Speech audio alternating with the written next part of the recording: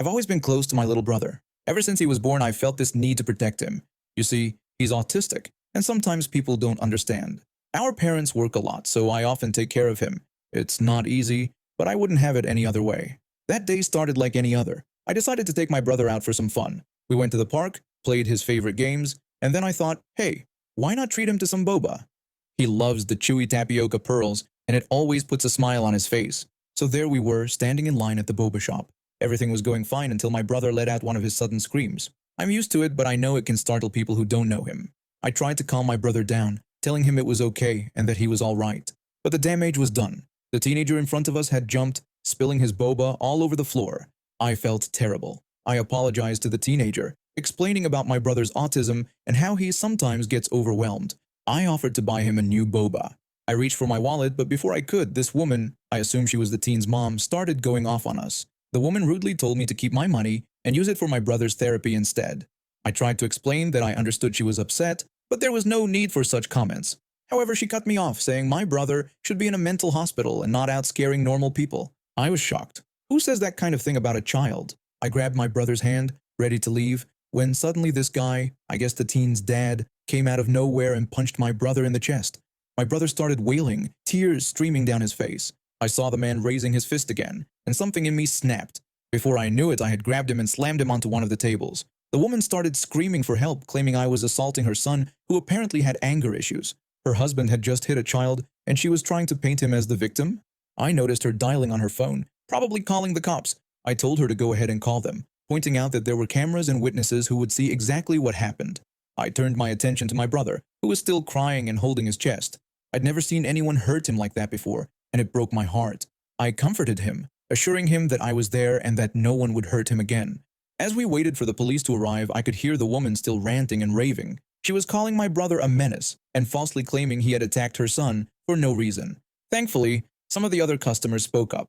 One customer pointed out that it wasn't true and that the woman's husband had hit my brother first. Another customer agreed, saying they saw the whole thing and that my autistic brother hadn't done anything wrong. When the police arrived, they reviewed the security footage and took statements from witnesses. It was clear who the real aggressors were.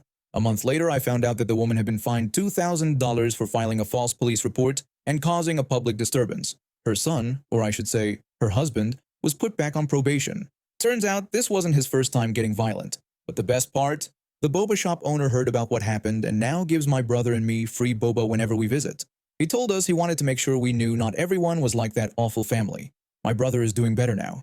We've been working on some coping techniques for when he feels overwhelmed in public. And me? Well, I learned that sometimes you have to stand up to bullies even when they're adults. I just hope I never see that family again. But if I do, at least I know my brother and I can handle whatever they throw at us.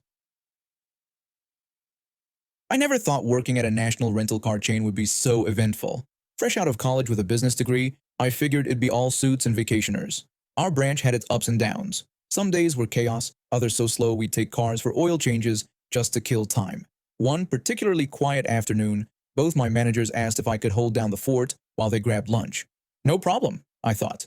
I was chilling at the desk, scrolling through my phone, when the office line rang. Some older guy asked for me by name. I answered, introducing myself and asking how I could help.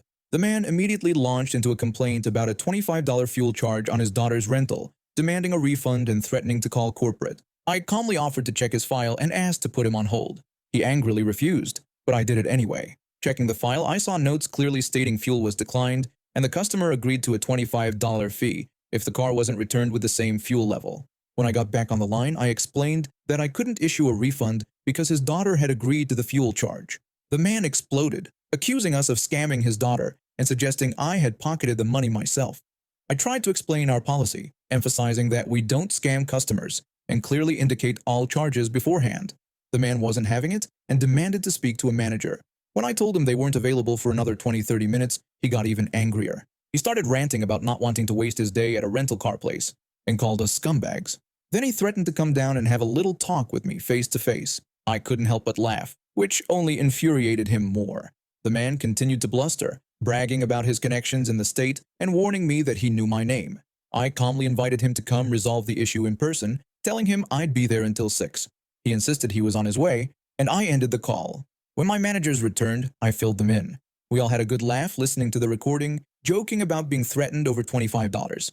We forgot about it until later that afternoon when I saw a familiar girl get out of a car with her mom. The entitled dad was pouting in the passenger seat, like a child told no for the first time. The mom stormed in, screaming at my assistant manager. She demanded I be fired, accusing me of scamming her daughter.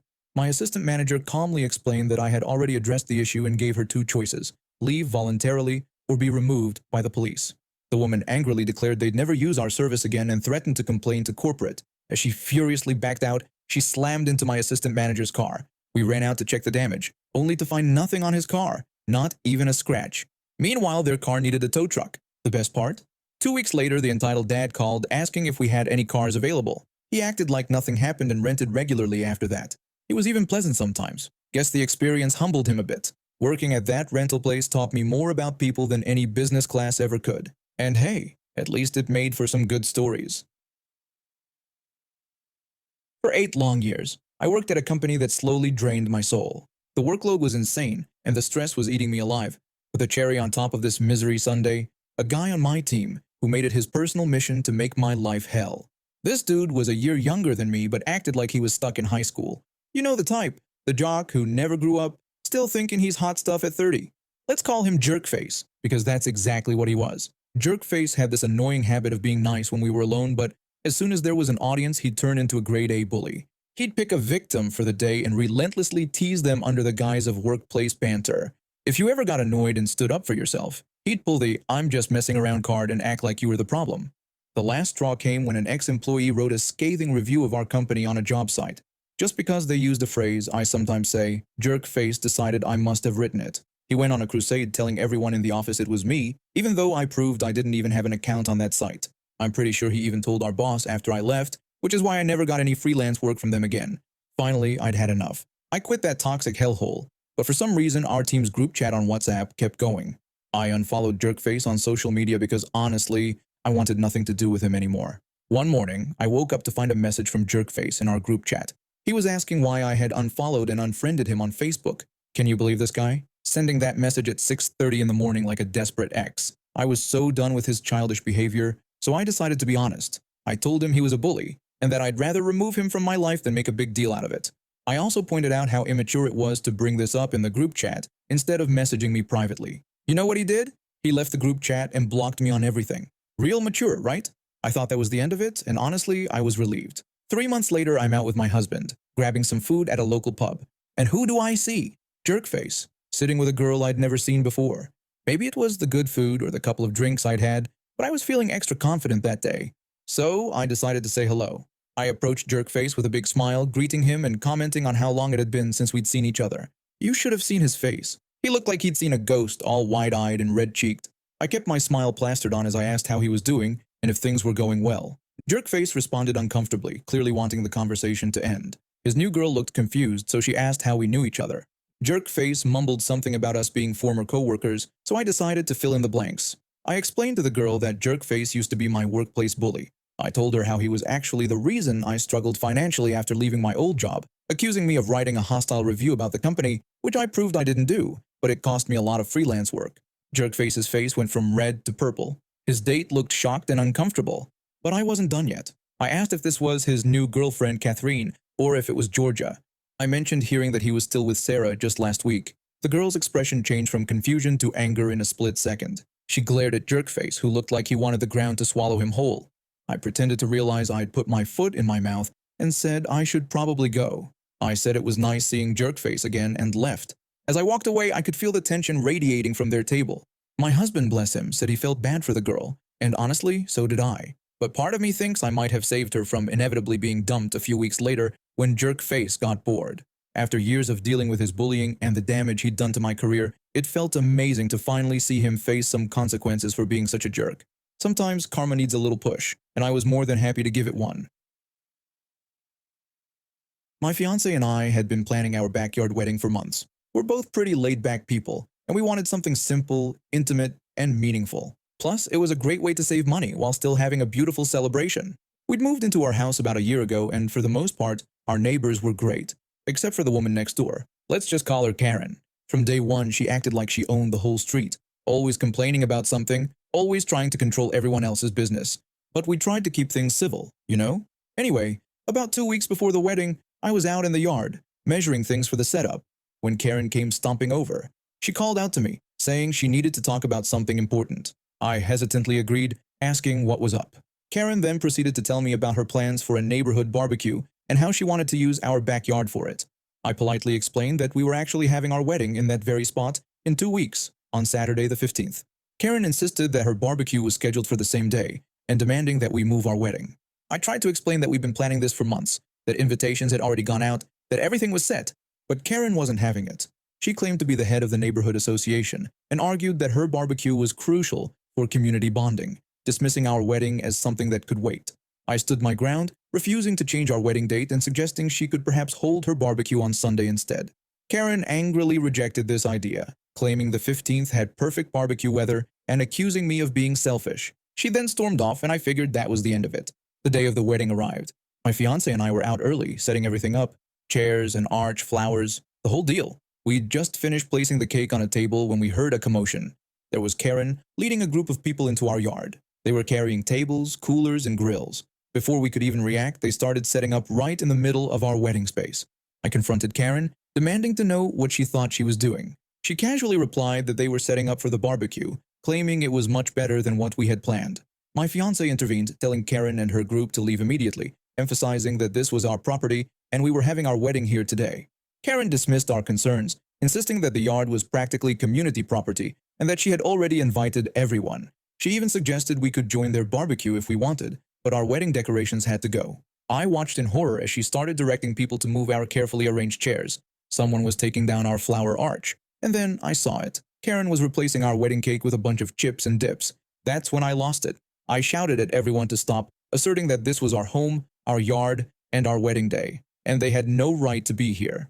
Karen brushed off my outburst, claiming a barbecue was much more fun than a boring wedding and that she was improving our event. My fiancé tried to reason with the other neighbors, most of whom looked pretty confused. Turns out Karen had told them we'd agreed to host the barbecue. Some started to leave when they realized what was really going on, but Karen wasn't backing down. She threatened to call the police to sort things out if we continued to be difficult.